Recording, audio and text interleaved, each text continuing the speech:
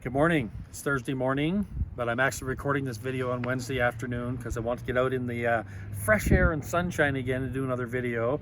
And as you can see with the snow in the background, it's Alberta. Snow can come back at any time.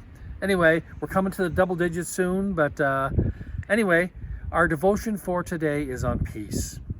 And when I was thinking about that, all you have to do is look around at everything that's going on around us. And you can see there's so much fear and anxiety and lack of peace everywhere, which is really odd because our lives have slowed down so much. There's so many people not working. There's so little traffic on the roads. Any time of the day, there's so little traffic. There's no air traffic overhead. There is so much difference in the way it used to be as far as busyness, but people are still suffering from a lack of peace. You go into the grocery store, people are grumpy. They don't want you to get anywhere near them. They get upset because they're afraid you're going to give them some disease. Everybody is filled with fear and anxiety everywhere around us. But as believers, we're not supposed to be. We are not supposed to be filled with fear and anxiety.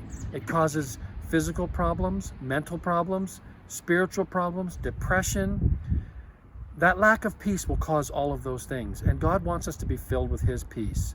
And how can we do that in the midst of everything that's going on? Because if you listen to the news and social media, it's like the end of the world is coming soon. It's not, but that's where all the fear and anxiety is coming from.